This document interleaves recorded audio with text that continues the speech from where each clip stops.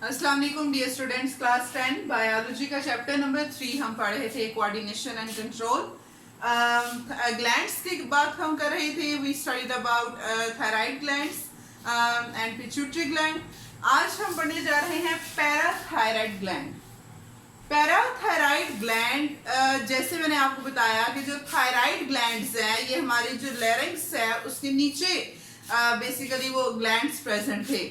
Parathyroid glands ऐसे glands हैं जो कि हमारी जो नेक की पोस्टीरियर साइड है, पीछे वाली साइड है हमारे लैरिंक्स की, जो पीछे वाली साइड है पोस्टीरियर साइड पे ये ग्लैंड्स प्रेजेंट होते हैं।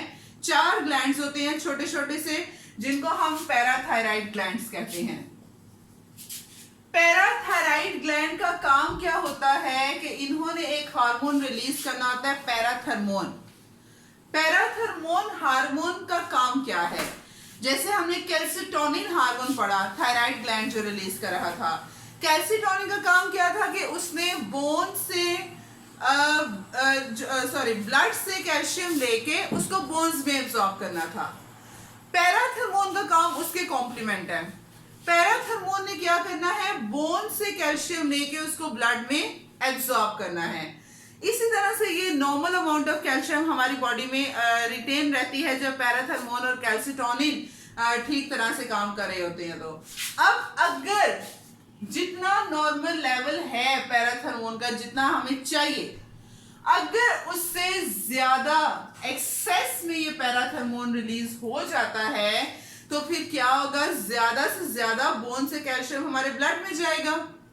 जब ज्यादा से ज्यादा कैल्शियम हमारे ब्लड में बोन से चला जाएगा तो फिर बोन्स जो है वो ब्रिटल हो जाएंगी, बोन्स सॉफ्ट हो जाएंगी, टूटने का उनका खदशा होगा अगर पैराथर्मोन जरूरत से ज्यादा रिलीज हो जाए। और अगर पैराथर्मोन जितना हमें चाहिए उससे कम रिलीज हो, उससे कम रिलीज होगा तो फिर ये होगा कि ब्लड के अंदर नॉर्मली जितना कैल्शियम एब्जॉर्ब होना चाहिए था वो नहीं होगा। उसकी वजह से क्या होगा? हमारे जो नर्व्स हैं वो ज्यादा एक्साइट हो जाएंगी। ज्यादा एक्साइटमेंट की वजह से भी एक कंडीशन आएगी जिसको हम कहेंगे टेटनी। टेटनी ऐसी कंडीशन होती है जिसमें जो बोन्स हैं हमारी, मसल्स बहुत वीक हो जाते हैं और जिसकी वजह से फिर कन्वुलियंस होती हैं, जिसकी वजह से इजीली वो ब्रेकेज हो जाता है। तो इस तरह से टैटी बोन सॉफ्टनेस कंडीशन होती है जिसमें मसल्स बोन्स इजीली ब्रेक कर जाएं, उसको हम टेटनी कहते हैं। तो पैराथर्मोन का लेवल जो है इस वजह से नॉर्मल रहना चाहिए ब्लड के अंदर।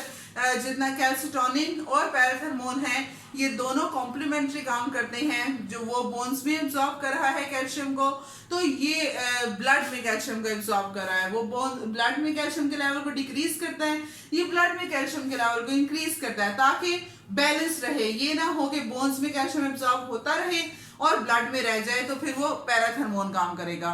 तो इस तरह से ये हार्मोन जो है वो अपना काम करता है। इसकी डेफिशिएंसी की वजह से, एक्सेस की वजह से बोन्स ब्रिटल हो जाएंगी, सॉफ्ट हो जाएंगी, इसलिए ब्रेक कर जाएंगी और डेफिशिएंसी की वजह से टेटनी आएगी। टेटनी एक ऐसी कंडीशन जिसमें हमारे जो नर्व इम्पल्स है वो बहुत ज्यादा एक्साइट हो जाती है और it can lead to the breakage of bones, convulsions of bones and a lot more.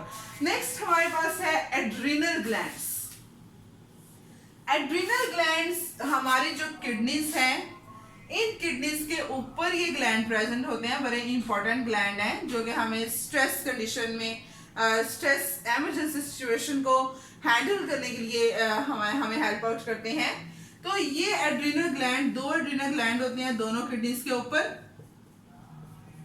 Adrenal gland के 2 हिस्से होते हैं। एक आउटर पार्ट होता है जिसको हम कहते हैं कॉर्टेक्स, अंदर वाला हिस्सा होता है जिसको हम कहते हैं medulla. Adrenal medulla, adrenal cortex, जैसे किडनी के भी हैं outer part cortex, inner part medulla. अच्छा, अब जो एड्रीनल मेडुला है ना, इससे हमारे पास हार्मोन रिलीज होता है एपिनेफ्रिन। एपिनेफ्रिन जिसको हम एड्रीनालाइन हार्मोन का भी नाम देते हैं और जिसको हम एक और नाम देते हैं इमरजेंसी हार्मोन का, इमरजेंसी हार्मोन। क्यों?